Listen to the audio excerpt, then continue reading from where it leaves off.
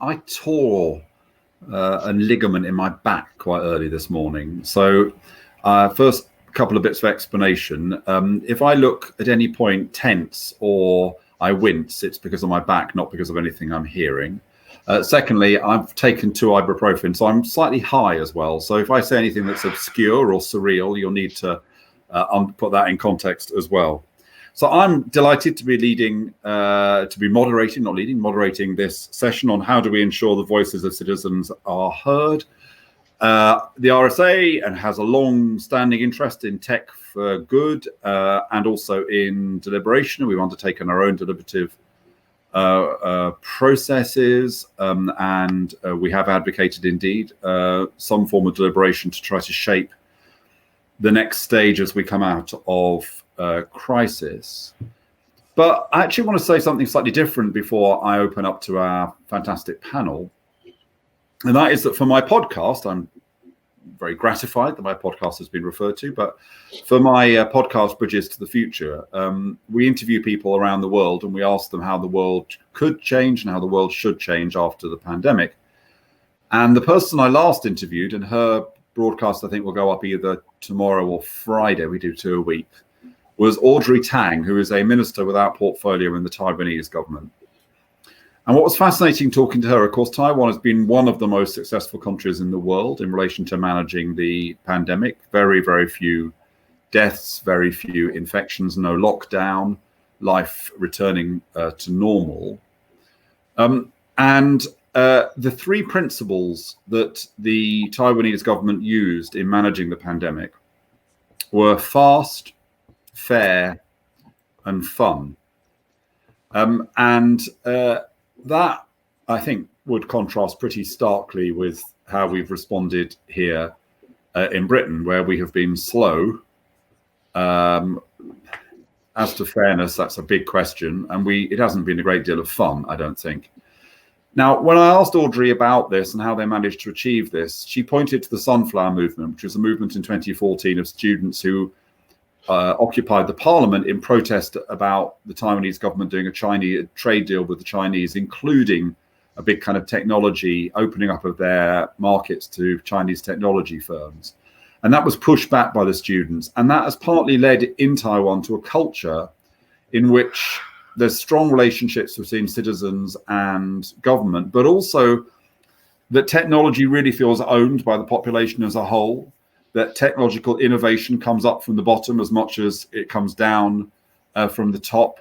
And where there is this kind of spirit of creativity and fun and possibility in the conversation about how technology can be used for social good. And that's the approach they've brought in to this crisis. And it's meant that they've been able to use technology really creative and imaginatively and in a fun way to help them be so incredibly successful. So I just raise that at the outset because obviously we're going to be talking here about citizens' concerns about technology. And it's really important that we address those concerns, particularly in light of the welcome focus we've now got on systematic inequality and racism, to think about how technology can potentially exacerbate some of those issues we have in society.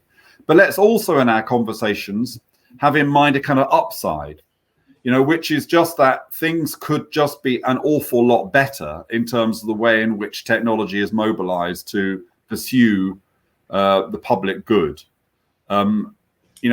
For me, as an old British bloke, it was pretty depressing to realize, having spoken to Audrey, that we are probably in Britain 10 years behind Taiwan now in terms of the use of technology and the way in which it's used to strengthen and improve the relationship between decision makers and citizens. So there's a kind of big objective in mind. Now, that's enough of me. You're virtually going to hear nothing else from me apart from people's names and maybe very short questions. Just to remind you of the format, so you know what it is, we've got 4 speakers. They're each going to speak for no more than 7 minutes. I might ask them a clarifying question after they've spoken. That will take up most of the first kind of 3/4 an hour we've got. Then there's a short break in which you're expected to go away and think extremely deeply about the questions that you want to ask. And then we will reconvene after that break. I think it's 15 minutes. And then there'll be an opportunity for your questions to be put to the panel and we wrap up roughly half an hour after that. But we might go on for a bit longer if it's really fascinating, or less time if we don't have enough questions. So we'll play it by ear. We're going to be open and agile. Isn't that the way to be? So, okay, enough of me. We're going to go to the panelists, and I'm not going to describe them at all, because I'm going to leave it to them to describe themselves in whatever way they want to describe themselves. But I'm delighted that the one thing I can say about one panelist before we start is that we are starting in an event on how do we ensure the voices of citizens are heard with a citizen. I mean, we're all citizens, aren't we? But with somebody who, as it were, has participated in processes where what has been called upon has been their views as a citizen about technology and how technology can be harnessed for good. So I'm delighted to begin our panel with Kerry Furini. Over to you, Kerry. Well, I'm probably basically the person you would see most in a survey. I'm a middle-aged white woman, I'm married, and I have 2 children.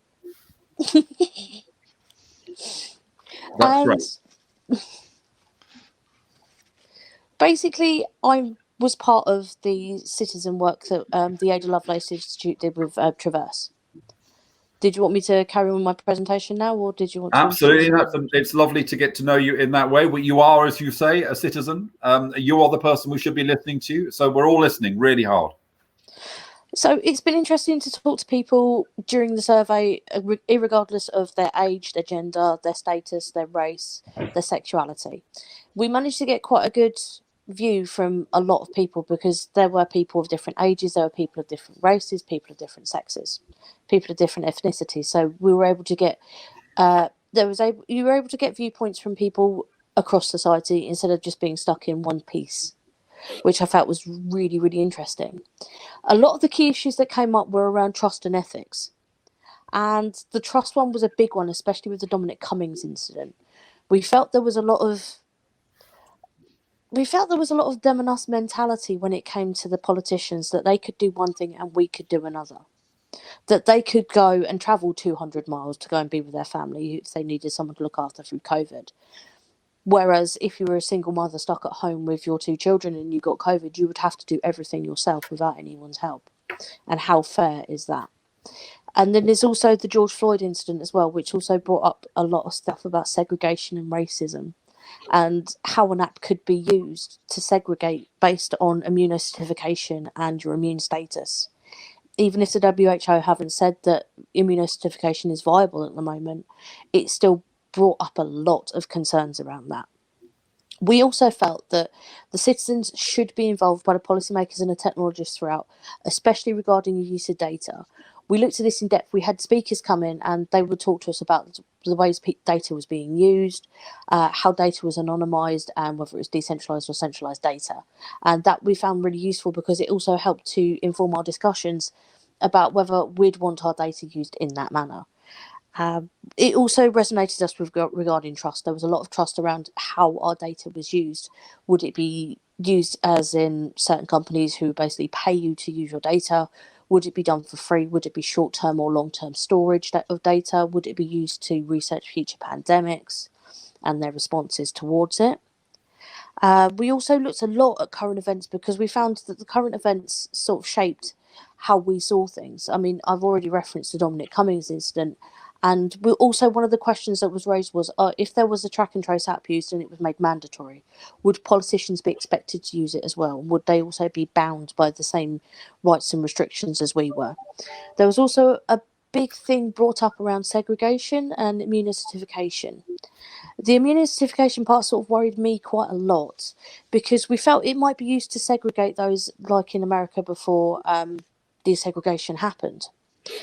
I mean, would it be used to police your movements? Would it be used to police what you do? I mean, there's the example of recently of the gentleman in Southeast Asia who the track and trace app found, and he was going to gay districts, and he was vilified for doing something that is perfectly legal. I mean, homosexuality, yes, to some people may be displeasant, but it is a legal thing, and you can't deny someone their rights just because an app tells you where they are.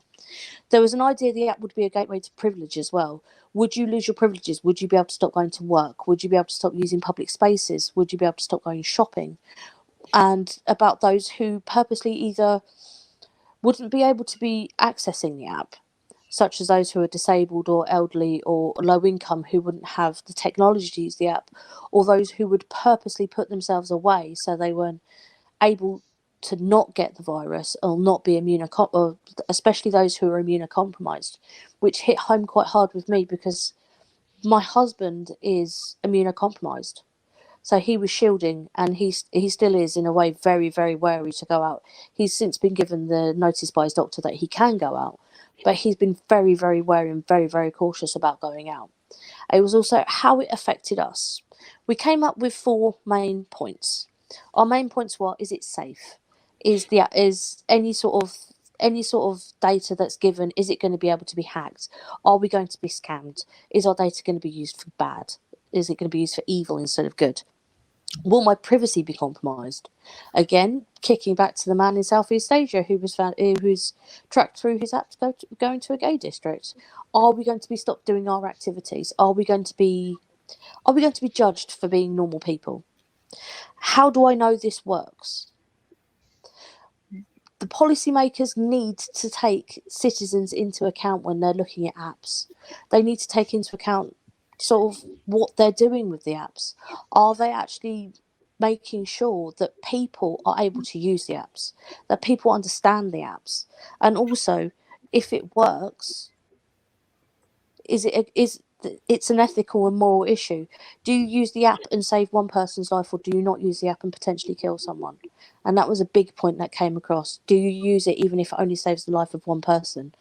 Most rational people would say yes, they would. And the 4th one was, are we in this together? And that was really pulled to pieces by Dominic Cummings and George Floyd, the incidents surrounding those. We felt that there was a massive them and us mentality, and that the monitoring that could be done through the app was quite scary, really. I mean, in my own personal views are, sorry, I'm reading from my notes, that technology allows research to reach a greater swathe of society and allows all views to be respected and represented. It also allows for more personal experiences to be told, especially via the online platform. Yeah. We used an online platform for a lot of our deliberations. We would actually be able to put out what we've seen, what we've experienced. And one of the questions resonated with me quite highly. It was the one about how you feel about pre, post and during lockdown, about going out. And I think the general consensus is one of fear. And a lot of it is fear of the unknown. With the apps, with how our data is going to be used, a lot of it is fear.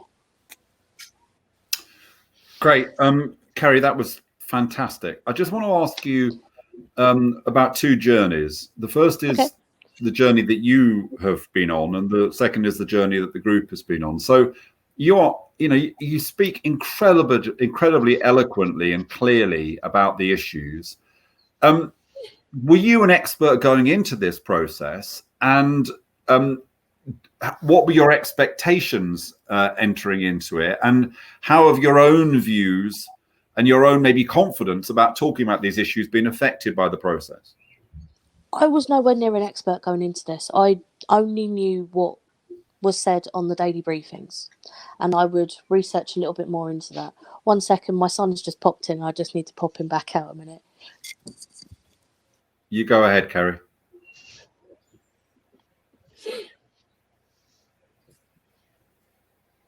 So we said to Kerry, could you do something like towards the end of your presentation, which really shows that you are a citizen?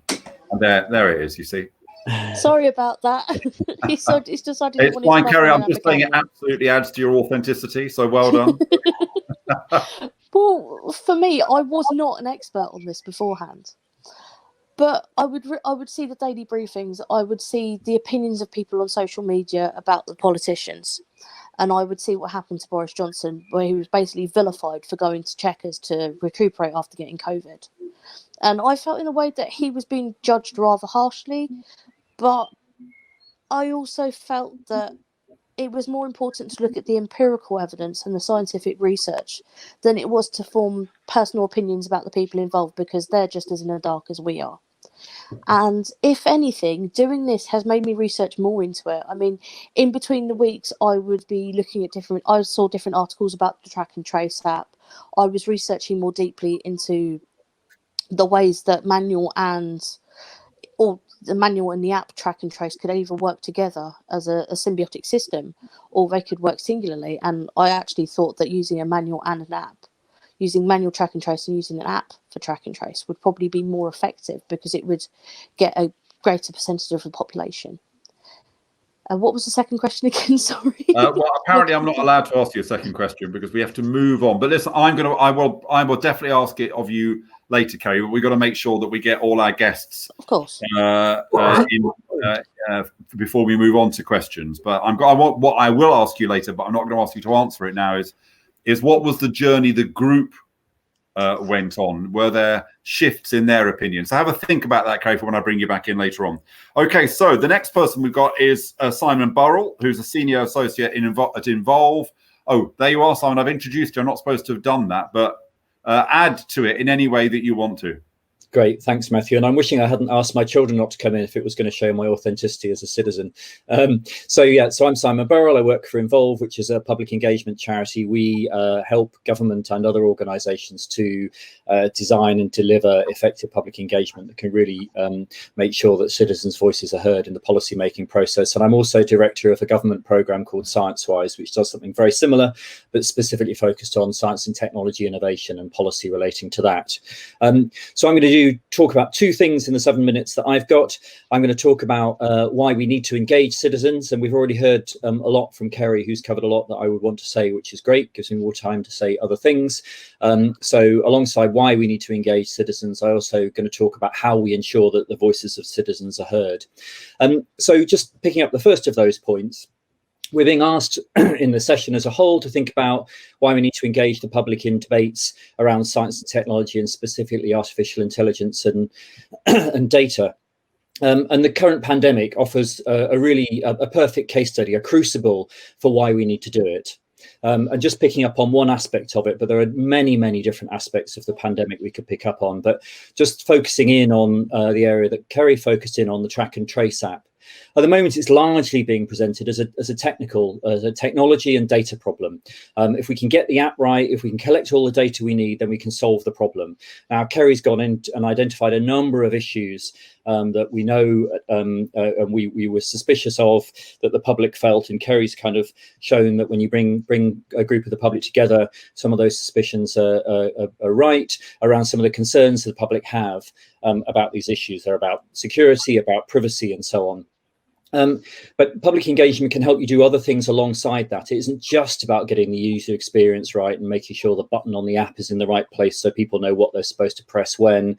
And it isn't just about convincing people their privacy will be respected, although that is really, really very important. There are some other wider issues that can come out if you engage the public effectively.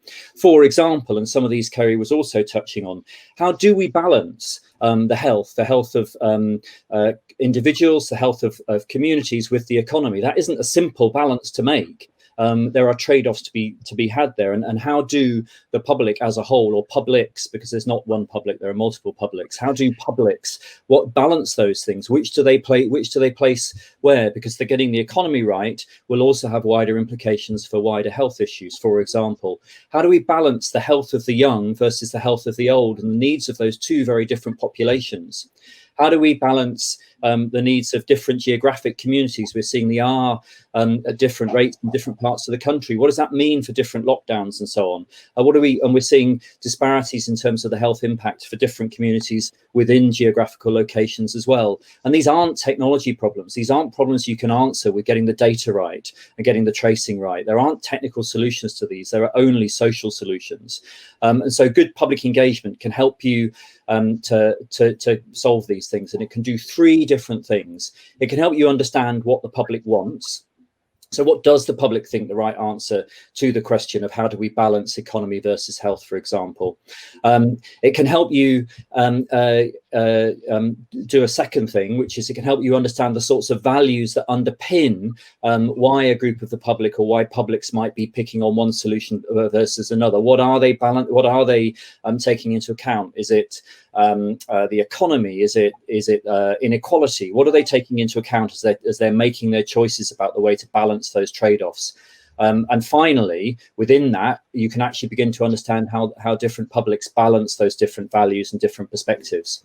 I'm just going to step back one step. We're talking about public engagement. We haven't really defined what we're talking about here, and there are lots of different ways you can engage the public, from surveys and polling, where you send out a set of questions to a broadly representative group of the public, all the way through to consultation, where you're asking a narrow set of questions, right the way through to doing what Carly called long-form deliberation, and really quite unhelpfully I would call a mini public, which sounds almost the opposite. Essentially, what Carly and I are talking about is where you bring together a relatively small group of the public. So the process that Kerry took part in involved, I think, about 25 people. You can run these processes with 100 or 200 people in them, who are broadly reflective of the wider population.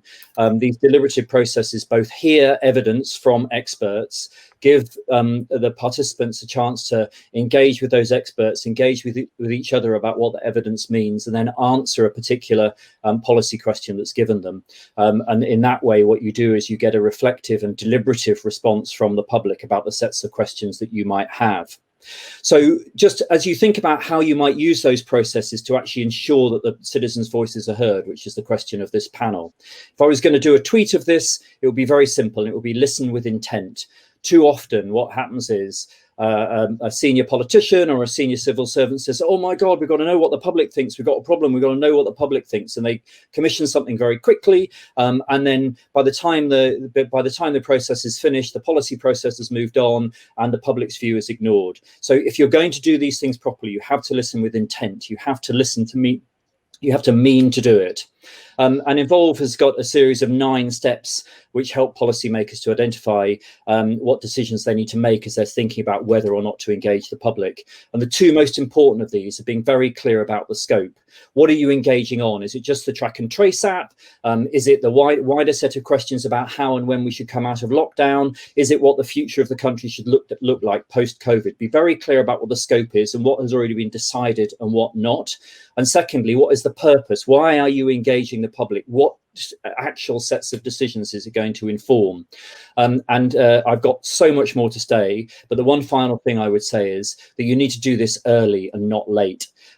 So I was having a conversation last week with a government department about a large piece of investment that involves well over 20 local authorities, 4 government departments, billions of pounds of investment going through to 2050. And they were asking us about how they were going to engage in the next 6 months. And I told them to take a massive step back and avoid lurching from bit of public engagement to bit of public engagement, and start planning strategically over the course of the next 10 years about what sorts of decisions are going to be taken, where the public is going to add value, and therefore you can plan effectively so that you can listen with intent.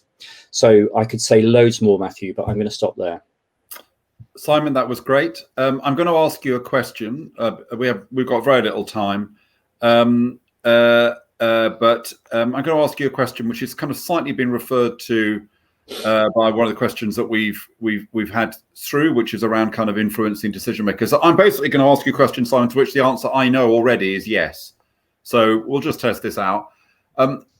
Simon, isn't it true that we know that deliberation works? We know that the people who do it enjoy it. We know that, like Kerry, it's something which actually people feel they grow from and they develop from, unlike the way that most politics is, which depresses us and makes us kind of feel often less engaged. So we know it works. We know how to do it. It's done all over the world.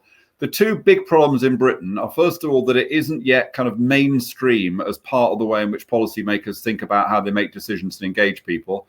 And secondly, we haven't got right the relationship of decision makers to the outcome of this process, which is, on the one hand, it isn't simply that whatever the citizens decide you have to do. On the other hand, you must take it seriously. So we need to mainstream participation, deliberation, and we need to get politicians and others to understand that the citizens' voice must be heard. It's really important, but that doesn't mean that you're simply devolving the decision to them. That's right, isn't it, Simon?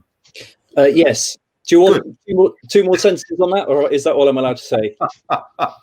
Go on, you've got 1 sentence. Go on. The thing is, we're on the same side, mate. You know, we're both deliberation nuts. So I think the answer is yes, and the question therefore is, why is it not happening? And the reason is because we have a very narrow set of the population making up our decision makers who are very scared by the state of the public debate, which is extremely black and white.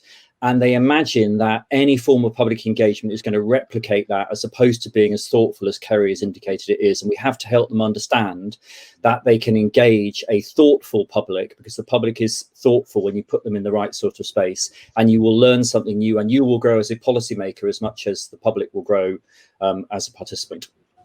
As Philip Gould, who used to advise the Labour Party, once said to me, when I worked for the Labour Party, he said, never overestimate the public's knowledge, because they've got more important things to do with their time than think about policy issues, but never, ever underestimate their common sense. Yeah. So that's Simon, and we'll bring Simon back. I've just had a message on my computer which says I'm just about to, my laptop's about to give up because it's got no power to it. So Chris, when Chris Carrigan starts to speak, I will disappear because I'm going to get a lead and plug my computer in. But this is just the way things roll. It's all very spontaneous here at CogX. So our next speaker is Chris Carrigan, and I'm going to stick to my rule. I'll tell you nothing at all about him until he introduces himself. Over to you, Chris. Thank you, which I shall do now. Good morning, everybody. It's all a bit seat of pants because my microphone didn't work until about 2 minutes before we started, but there we go. So my name is Chris Carrigan, and I'm here in my capacity as expert data advisor for Use My Data. In terms of background, I've previously been the National Coordinator for Cancer Registration.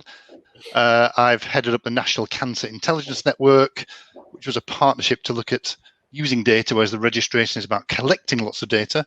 I've also chaired independent groups, for instance, for NHS Digital, which oversee the release of data to third parties. And I've also been part of a research group which uses health data to generate new insights in a particular disease area. So I've covered a fair amount of the data spectrum, the health data spectrum particularly, in my career. I'm now also the patient engagement lead for DataCan, which is one of the HDR UK hubs for cancer, to do with generating new insights, new information using health data about cancer. Kerry also mentioned that the jury work.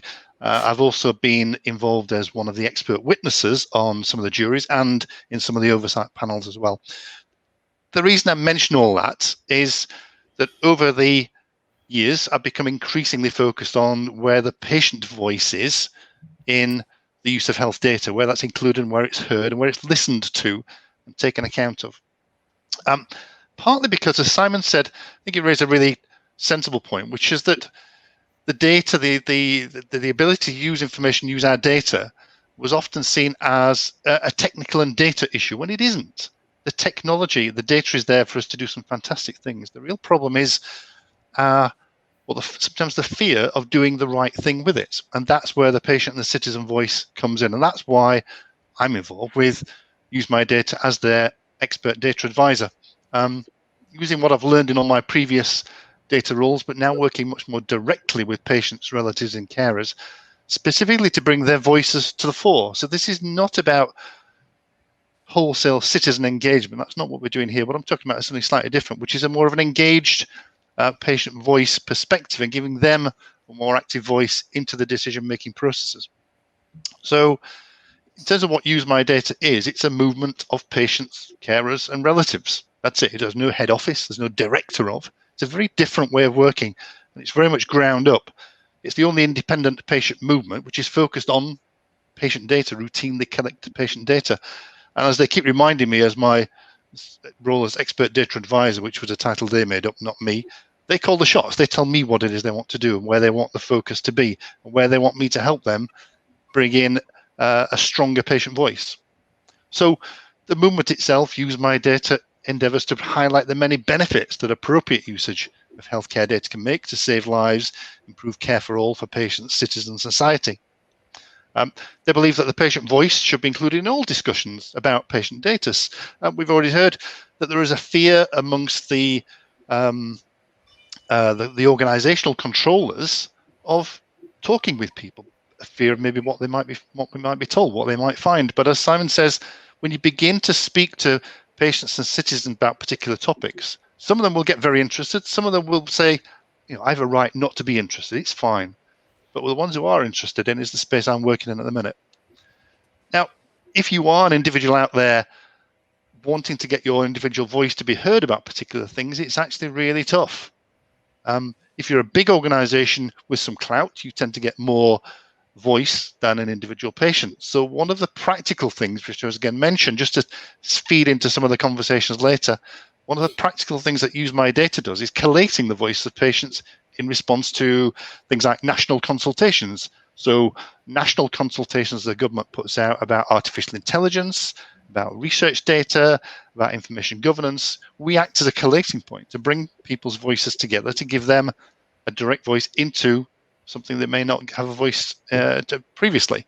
I don't make up what they say. I coordinate with them and take their direct responses and collate those into a rainbow, a spectrum of views, which we then feed in as a result to the consultation directly. You don't get one yes or no answer. It's not a black or white answer. Again, I think Simon said that point. There's a spectrum of a rainbow, a spectrum of grey to black or whatever it is. That's where people sit. And we try and represent all those different views into conversations such as that. It's been an interesting process because Use My Data is now seen increasingly as a trusted group through which opinions and views can be sourced. Indeed, speakers can be sourced. We mentioned right at the outset here, it's fantastic to have a real proper person starting this off with Kerry. But so many of the invitations I get to go and speak as this so-called expert don't have anybody from a patient or citizen perspective when we're talking about patient and citizen data. That's just wrong. And I've turned events down where they haven't had a patient or a citizen speaker on the agenda, and I've even given up my place to get somebody like that on instead. So one of the things Use My Data does, it says if we're the patient voice, then we need to actively be the patient voice, and if we're not here seeing patient voices being heard in certain things, then we stand back. We also highlight where members, where organizations are looking for some sort of very engaged citizens, patient members, and we could begin to source those with them. So we got information through opportunities for citizens and patients to sit on different groups, on national panels, national committees, local research groups, and they open up organizations that are more actively coming to us, and we then feed those opportunities out to members who want to generate a voice, who want to become more involved, to give them the opportunities to work directly with others. So there's much of a sounding board as well. Particularly want to benefit the benefits of using patient data, and Kerry raised this point particularly. We need to let patients know how their data is used to get the response back about how they feel about these things. And one point is about recognition. Loads of health and patient data gets used without us understanding it. We've seen the COVID briefings with number 10 for weeks now. All those data come from patients, the data about patients. And one thing we could do is actually recognize it, say a bit of a thank you. So the Use My Data members came up with a patient data citation, which is around something that simply says, this work uses data provided by patients and collected by the NHS as part of their care and support health data. It doesn't change the world, but it begins to recognize that none of this is possible without patient data. And it says that we've been able to do this because we've used patient data. And we're doing the same thing now around tissue samples and the low use of tissue samples. Around 15% of samples are ever used. And when we highlighted that with our members, they said, we'd like to understand why, we'd like to understand where that can be improved, and we'd like to work with others like the Medicines Discovery Catapult to put those improvements in place. There's a very practical way of patients working with others. And one key point, as I finish now, is around what happens coming out of COVID. So we've seen with the COVID response, huge amounts of changes in the way data gets managed and handled. And the question is, well, how do we keep what's good, and how do we understand what maybe needs to stop because it's not appropriate? So a good thing, GP online consultations now these days didn't happen before. There's a whole set of new data that's been stored nationally to help monitor the pandemic. The process of data access from a research perspective have freed up significantly. The barriers have been removed. We've got data around joined up different pathways, which were never there before. And the whole point about data release has been slickened up significantly, and there's now talk of a single gateway. So there are some interesting things in terms of the data space that's coming out of COVID that we need to have a conversation about what it is worth keeping and protecting, and what needs to be clawed back. And the only way you're going to do that is with transparency. Kerry said her questions: is it safe? What uses does data get put to? Is it? How about my privacy? What works? All those questions boil down to transparency. And if I was going to boil that down to one thing, the phrase we commonly use is say what you do and do what you say around data. And that's something that I will live by. So I shall finish that now. And thank you very much, Chris. And because I've got to say what I do and do what I say, I did say that I finished the session on time, which means that the 4 or 5 questions I would love to ask you, because that was fascinating. I'd love to ask you whether people have the same attitude to NHS data as they do to private corporations collecting their data. But I haven't got time for that. We'll do it all later. This is why, folks, you need to come back after the break we're going to have at the end of the session to the Q&A, because there is so much to talk about. But we have only got 7 minutes left. And we have got a final speaker who has got 7 minutes to speak. So she's going to carry us from here to the end of the session. So Anja Thieme is going to speak to us now. So Anja, introduce yourself and use your 7 minutes. Brilliant, thank you. So I'm a senior researcher at Microsoft Research in Cambridge. And over the years, I've worked kind of on a number of inclusive technology projects, mostly in the healthcare and accessibility space. So I work, for example, a lot with people who have vision impairments and the design of quite innovative AI technologies. And most recently, I also started to study how we can use AI to help improve people's mental health. And so, yeah, what I do in a lot of my work is really I try and follow a really deep human-centered approach to technology design, so really trying to involve people right from the start in how we create technology and trying to develop technology responsibly so that it really benefits all people and aligns with their values and ethics. And that involves, for example, a lot of deep user research, ethnography, really trying to have people as co-designers on our projects to learn from their life experiences and ideas, similar to Kerry's involvement. And also, of course, learn about their concerns and the critique that they have about the technology, and then bring these perspectives and people's voices into our often larger multidisciplinary teams to ensure we create systems that people really want and appreciate in their lives rather than being apprehensive about. So I want to give one example where that has worked really well and one example where that maybe a little bit more critical. So a positive guiding example of work that we've done is an app that's called Seeing AI. So it's a very popular app amongst the blind community. And the reason that this app is very successful is that it's been actually initiated and driven by people who have a lived experience of a visual impairment. And it's really sort of built on their ideas and personal experiences that kind of create such an authentic value and utility through the app. And it's got lots of different functionalities, but one of the things it does is has a feature where you can take a picture, and it can automatically, it could be a picture of an object or maybe a landscape, and it can automatically create a caption for that image. So tell you what might be going on around you or what an object might be. And that was quite interesting because we learned through the involvement with people who are blind, there's lots of differences in how, for example, somebody who has a vision impairment takes photos. There's some pragmatics, for example, if you are blind, you might take photos that could be a little bit more blurry, maybe poorly lit, cut off exactly what you're trying to capture, perhaps. And from a computer vision point of view, from a technology point of view, that can be challenging, right, to make sense of. And it's also that we've learned that people who are blind might be interested in taking pictures of things that we haven't anticipated. You might think, oh, I make a software that can recognize objects, like is the object in front of you a coffee mug?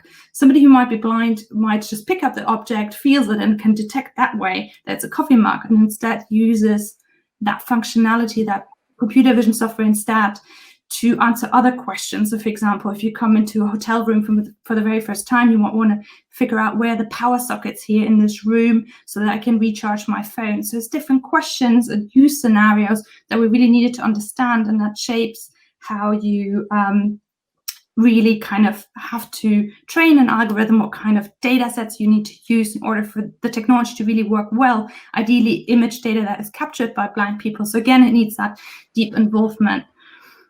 And what we also learned is that, you know, you get a deeper understanding that people who are blind are not necessarily just interested in objects.